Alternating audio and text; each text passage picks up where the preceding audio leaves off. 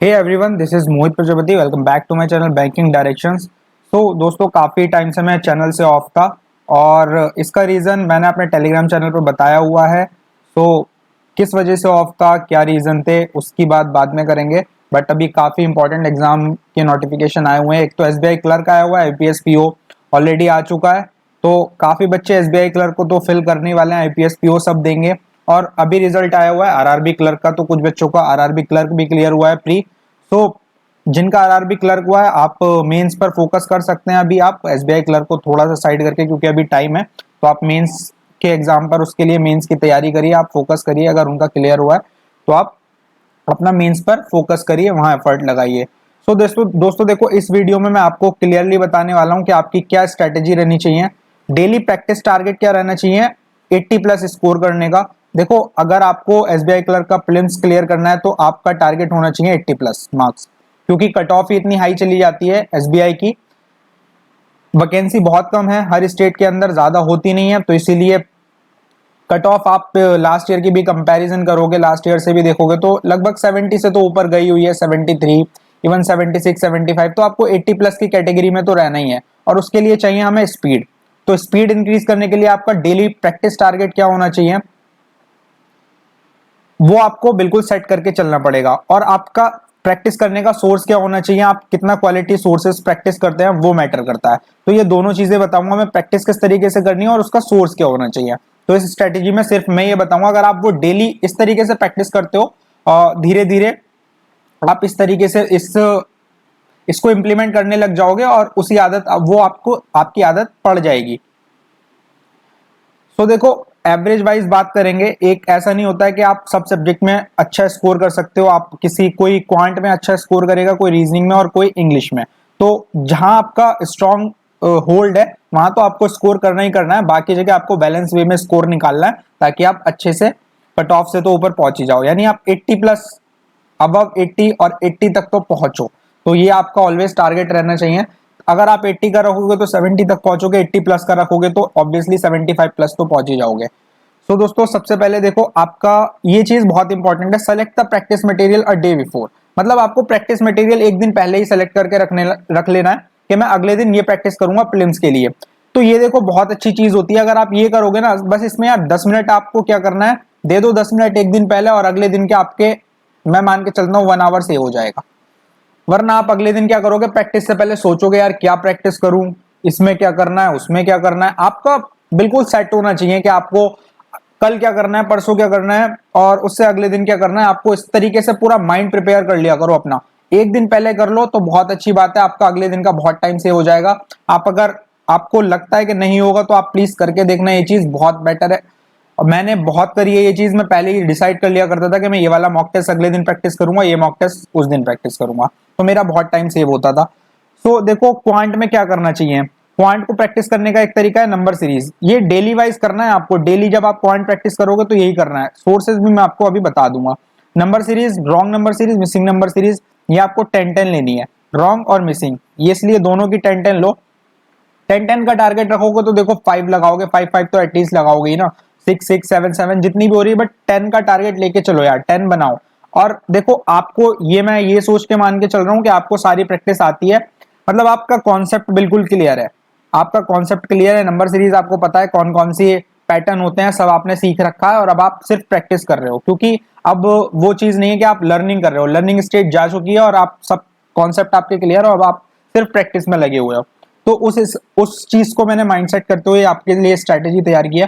Simplification आपके 10 होने चाहिए डेली के, 10 क्वेश्चंस तो मतलब आपको लगाने ही लगाने हैं यार। क्वाड्रेटिक भी आपके 10 क्वेश्चंस होने चाहिए डेली की। क्वाड्रेटिक देखो, इन सबको करने में अगर आपको अच्छे से सॉल्व करना आता है तो 2 से 3 मिनट लगते हैं बस। दो से यहाँ पे भी 2 से 3 मिनट, अगर अच्छे मेथड्स आते हैं आपको। यहाँ पे थोड़ा टाइम लग जाएगा, आपको 10 मिनट्स मान के चलो। नंबर सीरीज में थोड़ा सा फंस जाते हैं, रॉन्ग नंबर।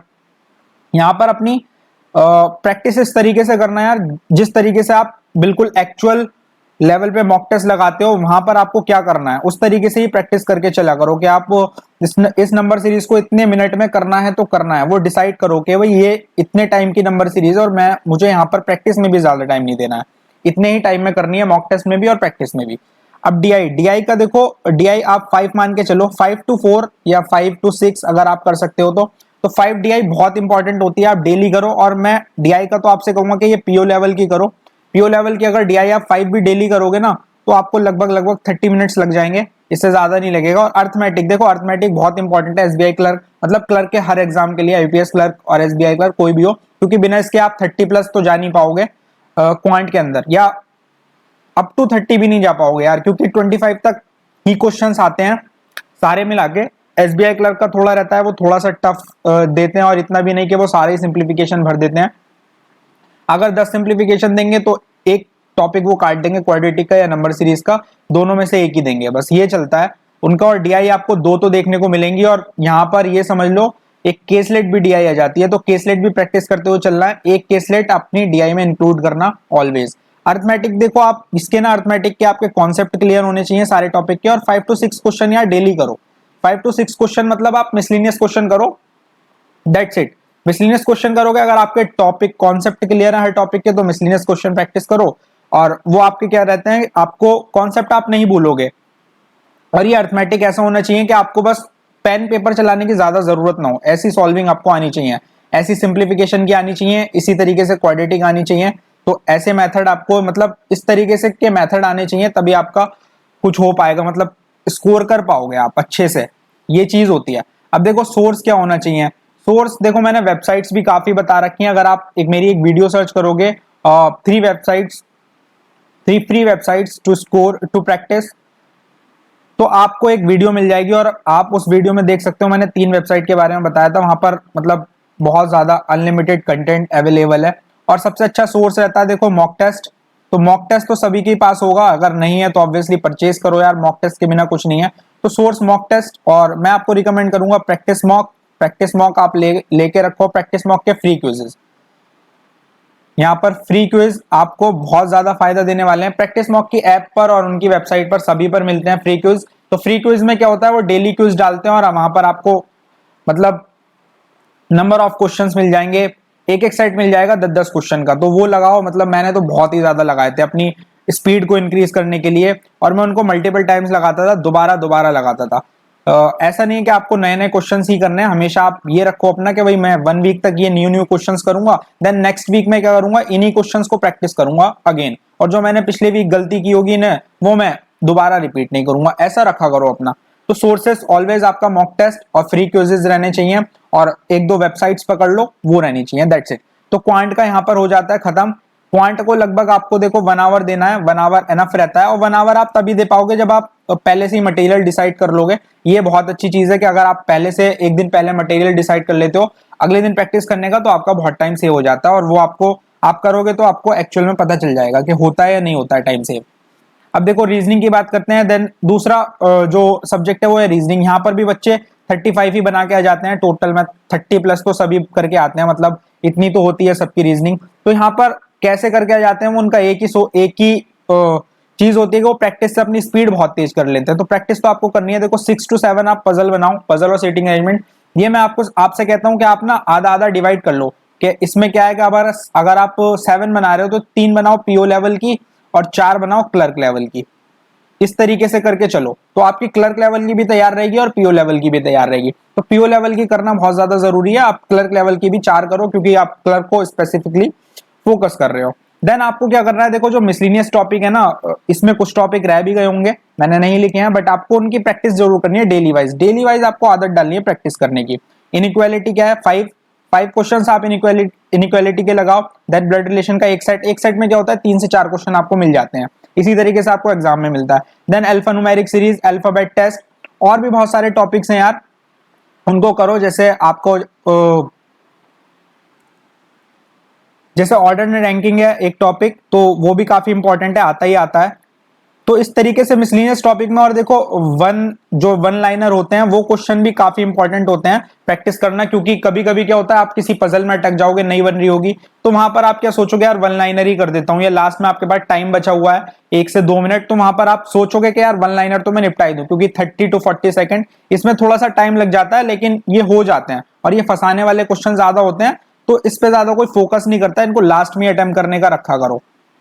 तो इस तरीके से सोर्स क्या होना चाहिए, अगेन सोर्स तो देखो आपका सेम रहना चाहिए।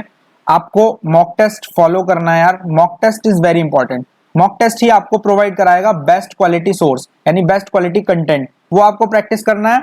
आपके पास कोई सा भी मॉक टेस्ट हो, ये नहीं कह रहा मैं प्रैक्टिस मॉक ही हो, कोई भी हो उसको प्रैक्टिस करो, but practice mock is best according to me. अगर आप प्रैक्टिस मॉक प्रैक्टिस करते हो तो आपका लेवल बहुत अच्छे लेवल पर आप पहुंच जाते हो प्रैक्टिस के अंदर।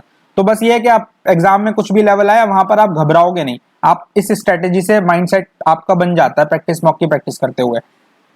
तो ये रहने वाला है आपका रीजनिंग का। देखो रीजनिंग में आप स्कोर, मैं कह के चल रहा हूं आपसे, आप रीजनिंग में 33 टू 35 तक अपना स्कोर रखना ऑलवेज। मैं हमेशा क्लर्क के एग्जाम में 33 32 रीजनिंग में इतने ही करके आता था, तो ये आराम से हो सकते हैं। रीजनिंग इतनी ज्यादा टफ भी नहीं आती है और आराम से 35 भी हो सकते हैं उसके अंदर, तो कोई डर नहीं, आप प्रैक्टिस करो, हो जाएंगे।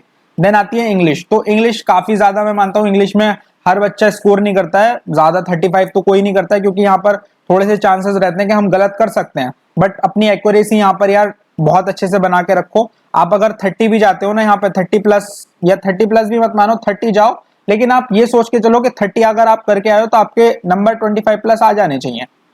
इतनी आप एक्यूरेसी बना के रखो इंग्लिश में। अगर आपको बिल्कुल ज्यादा एक्यूरेसी नहीं आ रही है, कुछ बच्चों की इंग्लिश बहुत अच्छी होती है, वो 30 करके आना है तो 30 उनके आने हैं, ऐसी उनका कॉन्फिडेंस रहता है। बट अगर आपकी अच्छी नहीं है तो इतना तो अपने आप का लेवल पहुंचा लो कि अगर आप 30 प्लस 30 अटेम्प्ट करके आ रहे हो तो 25 प्लस मार्क्स आपके आने चाहिए अच्छे से।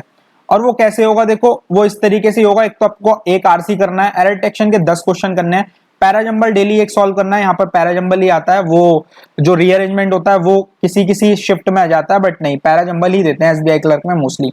फिलर्स के आप 10 क्वेश्चन मान के चलो, वर्ड यूजेस के आप 5 to 6 क्वेश्चन प्रैक्टिस करो, क्लोज टेस्ट एक क्लोज टेस्ट आप डेली सॉल्व करो। तो ये मोस्टली यहीं पर कवर हो जाता है, 80% तो यहीं पर कवर हो जाता है पूरा सिलेबस प्रीलिम्स का, ये सारी चीजें आती हैं।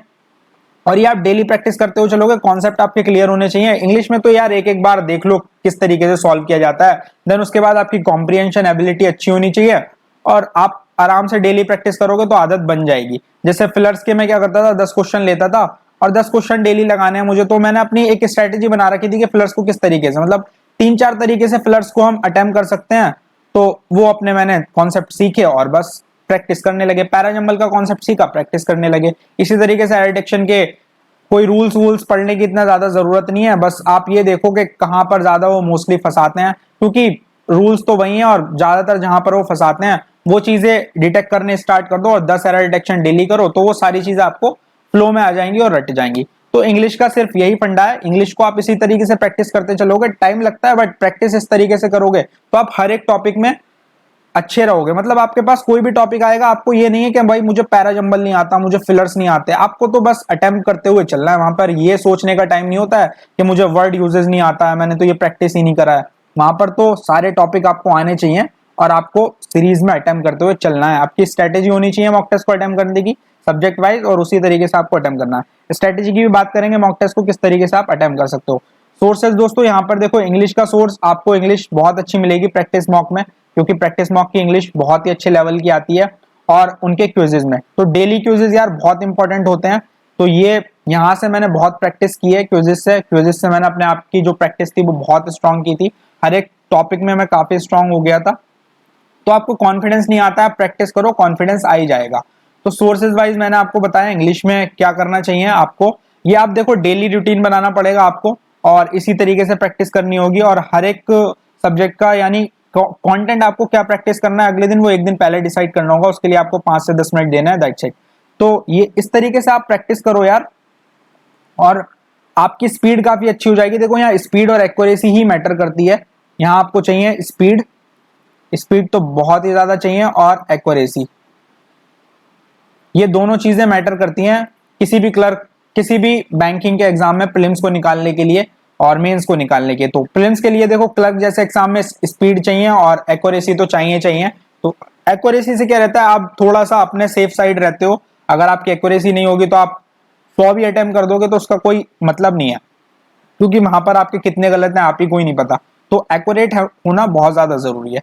तो दोस्तों अगर आप देखो ऐसे प्रैक्टिस करोगे तो ऑब्वियसली आपको रिजल्ट मिलेगा, ऐसा नहीं है नहीं मिलेगा। आप देखो 1 महीने इस तरीके से प्रैक्टिस करो, देन उसके बाद कहना कि आपकी स्पीड बढ़ी है या नहीं बढ़ी है। और अगर देखो आपको कोई भी डाउट है या कुछ भी है तो आप टेलीग्राम चैनल ज्वाइन कर लो, टेलीग्राम चैनल का लिंक मिल जाएगा आपको डिस्क्रिप्शन बॉक्स में, और आप वहां पर मुझे पर्सनली भी मैसेज कर सकते हो। टेलीग्राम पर कि आपका कोई मेजर डाउट है किसी भी चीज को लेकर, तो मैं वहां पर जब मुझे टाइम मिलेगा मैं रिजॉल्व कर दूंगा, आपको सोल्यूशन बता दूंगा। तो आप टेलीग्राम चैनल ज्वाइन कर लेना, डिस्क्रिप्शन बॉक्स में लिंक है, और आप इस स्ट्रेटजी को फॉलो करो। देन उसके बाद 1 महीने तक फॉलो करो यार, और उसके बाद देखना कि आपकी स्पीड में, आपकी एक्यूरेसी में थोड़ा सा चेंजेस आए हैं या नहीं आए हैं, आप किसी सब्जेक्ट के अंदर स्ट्रांग हुए या नहीं हुए। तो दोस्तों, अगर आपने अपने चैनल को सब्सक्राइब नहीं किया है तो please subscribe to my channel, और वीडियो अगर आपको लगे कि कुछ इससे बेनिफिट मिल रहा है देन शेयर जरूर करना। Thank you so much.